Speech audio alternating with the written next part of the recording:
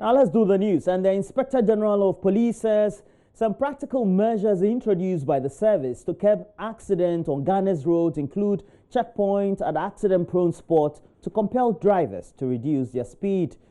James Opombuenu says the Dampoase junction, where 34 lives were lost recently, is the first to have such a stop. The IGP, however, believes commuters as well as road users also have a responsibility in effort to reduce the carnage.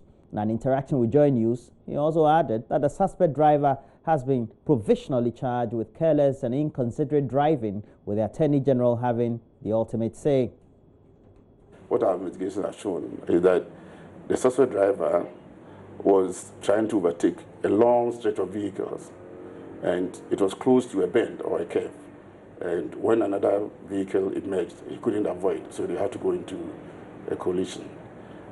So far, 34 people died, 63 injured, and 47 out of them have been treated and discharged. 2 of the male passengers who died have not been identified so far. So we're appealing to the public to help us identify them. The suspect driver has been charged provisionally with careless and inconsiderate driving. When we finish with the investigations, the docket will be submitted, as usual, to the Attorney General Department. Then they will look at it and see whether they want to go by the Road Traffic Act or they will go by criminal action. For example, you could be charged with manslaughter if his actions are considered to be a reckless disregard for human life. Now, the police have killed 2 persons they say have been on the police wanted list for a while. The 2 were killed in a gunfight during an attempt to arrest them at separate locations. At a news conference here in Accra on Monday, the Accra Region Police Command said the 2 had been involved in the Kwabena jailbreak and the daylight robbery at Royal Motors some years ago. Maxwell Agbagba has more. Here's his report.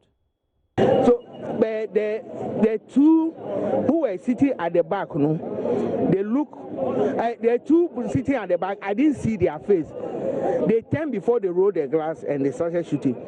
But the guy sitting... An eyewitness narrating the robbery at the Royal Motors Limited at the North Industrial Area sometime in February 2018. Amid gunshots, the robbers bolted with an undisclosed amount of money. More than a year after that robbery, Accra Region Police has announced 2 of the suspects involved have been killed during a gun battle with the police on Monday dawn. Yes, Accra Region Police Commander DCOP Frederick Edu. Notorious armed robbery syndicates operating within Tema and Accra Metropolis.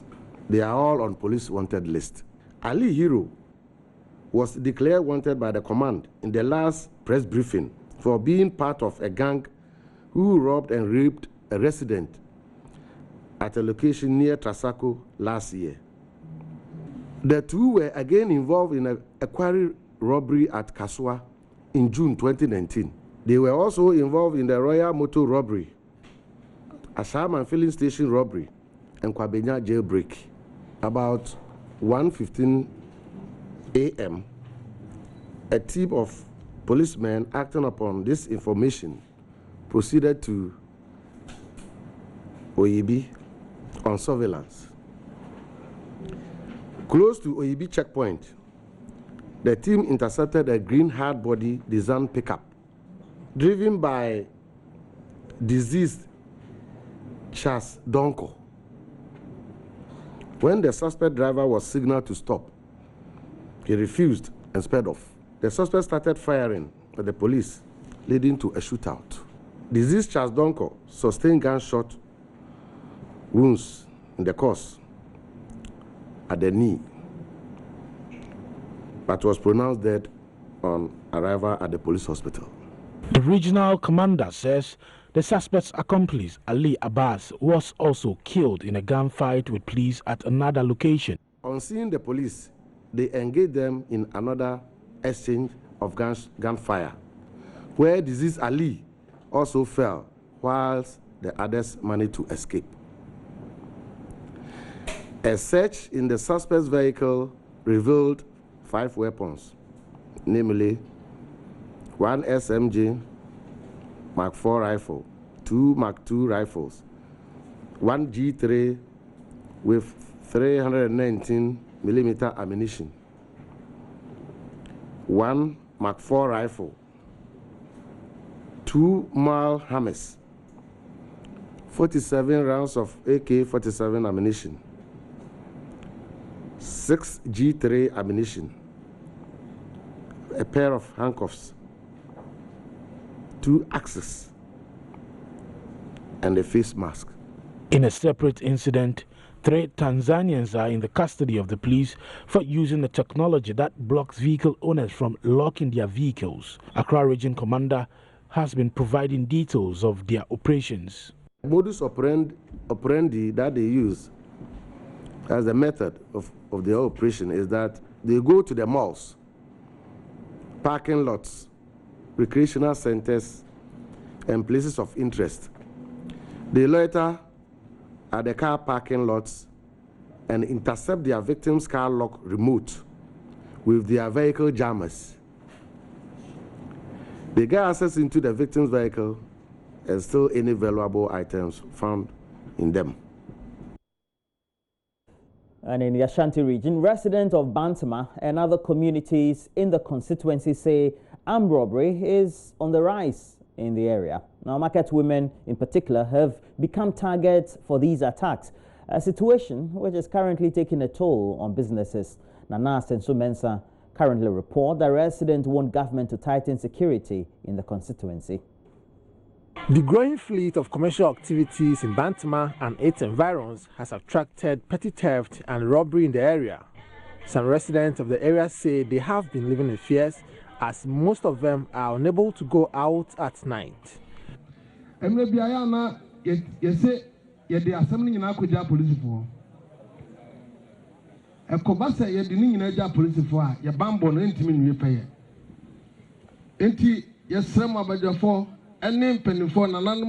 Security is a shared responsibility, so we have to take security issues serious. We are living in fear as we cannot go out at night. The robbery incident is really affecting us.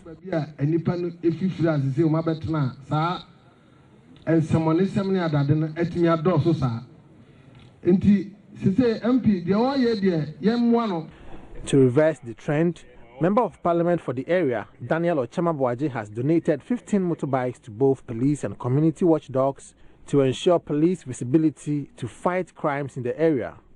Don't forget, Bantama is center in Kumasi. There is this saying that Kumasi Pogoko, Bantama Nepayini. Don't forget, in Bantama constituency, we have Comfort Hospital that definitely brings a lot of people to the community. We have the Metro Mass that is bringing people. We have Cultural Center. We have Lebanon Club.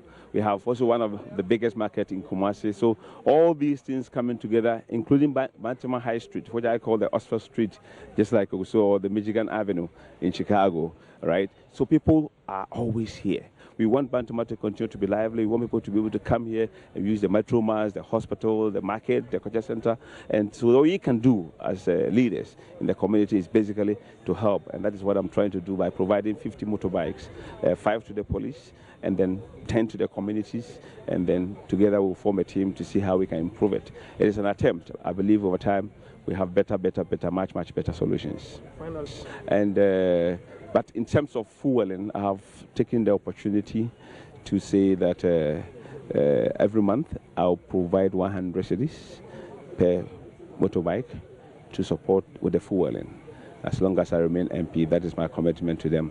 I don't want a situation where people will say, come and help us. We have an issue in Ohim, and somebody will sit in Bantama saying that we don't have fuel. You know, we don't want that to happen. So Swami Divisional Police Commander ACP Desmond Osubuampong called for more support from individuals and organizations to ensure effective policing.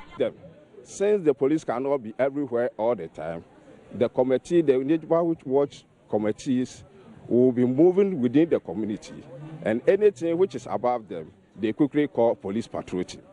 In this wise, the committees are also going to use the motorbike to move around their own communities so that if there is any crime that they detected, they can quickly reach police, they can quickly call police to come in to do the necessary action. Ghana has reached a stage where the government alone cannot support security. And for that matter, anyone who have the heart to support police to combat crime within their own community, he or she is welcome to assist the police. For Joy News, Nana Asensumensa, Kumasi. Now, to end the bulletin, let's go to the Upper West region, where the chairman of the WA branch of the Sisala Union in the Upper West region, Brima Issa Balu, wants government to, as a matter of urgency, stop the illegal felling of the shea and dawa trees in the area. Now, he says, with the indiscriminate felling of rosewood in the enclave dealt with, the focus has now shifted to shea and dawa trees, which are now being used as charcoal. Rafiq Salam has more from the union's biennial meeting. The biennial meeting of members of the Sisala Union in the WA municipality of the Upper West region was held on the theme Fostering Unity, Better Relationship and Togetherness, a tool for union strength. It was attended by members of the union in the WA municipality and other sister unions aimed to reshape and reflect on future strategies to improve upon their unity and togetherness of all Sisalas and other sister unions in the WA municipality. Chairman of the WA Sisala Union, Brima Issa Balu, in a speech read on his behalf by his vice, Ismail Mada, commended the government for instituting measures which led to the reduction of indiscriminate cutting and transporting of rosewood from the Sisala areas to the southern belt of the country for export. His concern, however, is on the illegal felling of economic trees like shea and dawa for commercial charcoal production, which he said is destroying the vegetative cover of the Sisala enclave. The economic trees, like the shea and dawa trees, are the ones that are now unscrupulously, people are now felling for charcoal production. The rosewood harvesting has abated a little since we no more see the big trucks carrying them away. What we now see is charcoal trucks. Our environment is being depleted at a faster rate in the Sisala land. And we must all join hands to halt this menace by stepping up awareness creation of the dangers of environmental degradation and its destruction of the environment in our Sisala land. He is also not happy of the state of roads in the Sisala enclave and the increasing cases of child marriages and teenage pregnancies. Let's keep them in school and stop giving them up for early marriages.